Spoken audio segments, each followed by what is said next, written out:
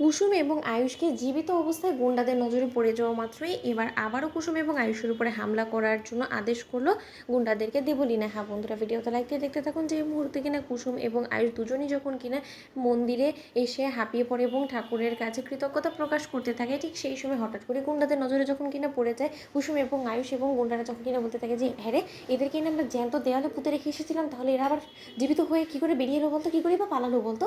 না না না, এক্ষুনি ম্যাডামকে একবার ফোন করতে হবে, কারণ এরা দুজন তো আমাদেরকে সচোখে দেখে ফেলেছে। এবার যদি এরা কোনো মতে এখান থেকে পালিয়ে গিয়ে যদি কোনো মতে থানায় গিয়ে আমাদের নামে রিপোর্ট করে, তাহলে তো পুলিশ আমাদের পেছনে লেগে পড়বে এবং আমাদেরকে হুন্নি হয়ে খোঁজ করার চেষ্টা করবে। এতে করে আমাদের বিপদও বাড়বে, বয়ে কমবে না। আমাদেরকে এক্ষুনি ম্যাডামকে একবার জানাতে হবে। ঠিক সেই সময়ই যখন কিনা এক পর্যায়ে সেই অদৃশ্য শত্রুর সঙ্গে হাত মিলিয়ে আনন্দ উল্লাস করতে থাকে দেবলীনা, এবং বলতে থাকে সেই অদৃশ্য শত্রুকে যে আপনি নিশ্চয়ই এতক্ষণে শান্তি পেয়েছেন, যে আয়ুষ্মান গাঙ্গুলিকে আমি চিরতর ঈশ্বরের কাছে পাঠিয়ে দিয়েছি। এবার আমি আশা করবো যে আমি আর আপনার কাছে ঋণী হয়ে থাকবো না। ঠিক সেই সময় কথা বলা মাত্র যখন কিনা সেই লোক আনন্দে হাসতে থাকে, ঠিক সেই সময় হঠাৎ করে দেবলীনা ফোন বেজে ওঠে এবং দেবলীনা যখন গুন্ডাদেরকে বলতে থাকে কী ব্যাপার, তোমাদের সঙ্গে তো আমার সব হিসেব নিকাশ মিটে গিয়েছে, তাহলে আবার ফোন করে আমাকে কেন বিরক্ত করছো বলো তো। আমি তোমাদেরকে বলেছিলাম না যে আমার সঙ্গে কোনো রকম কোনো যোগাযোগ করার চেষ্টা করবে না, কারণ বলা যায় না যে ইন্দ্রাণী গাঙ্গুলি যদি আমার কল ট্রেস করার চেষ্টা করে কোনো মতে, তাহলে যদি একবার তোমাদের হদিশ পেয়ে যায় তাহলে রক্ষে থাকবে না। ঠিক সেই সময় যখন সেই গুন্ডারা বলতে থাকে যে ম্যাডাম এমনি তো আমাদের পিছনে পুলিশ উঠে পড়ে লাগবে, তার কারণ যাদেরকে আমরা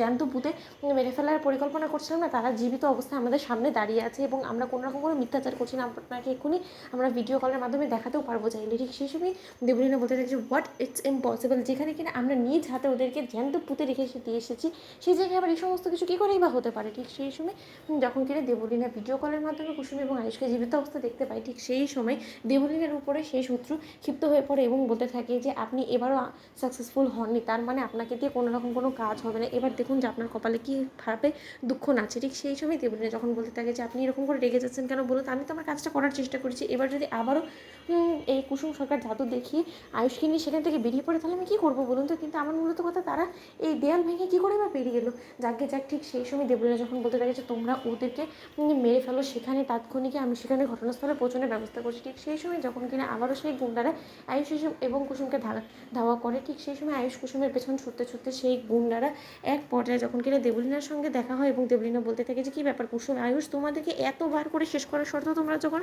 কোনো মতে শেষ হওয়ার নাম নিচ্ছ না, তাহলে এবার তোমাদেরকে নিজ হাতে শেষ করি। ঠিক সেই সময় কুসুম বলতে থাকে সামনে পাথর দেখে যে আপনি আমাদেরকে কি শেষ করবেন বলুন তো, আপনার পাপের বিনাশ তো আজকে আমি করবো, আপনার মৃত্যু তো আজকে আমার হাতে লিখিত আছে, সেই জায়গায় কিনা আপনি আমাকে খুন করবেন, আপনি ভাবছেন এত সহজ নয় দেবলীনা ম্যাডাম। একবার যখন কিনা ঈশ্বরে আমাদেরকে এখান থেকে বের করেছে, তাহলে এবার যে নরকে যাওয়ার সময় আপনার চলে এসেছে। তো বন্ধুরা লাইক কমেন্ট শেয়ার করে সাবস্ক্রাইব করতে ভুলো না।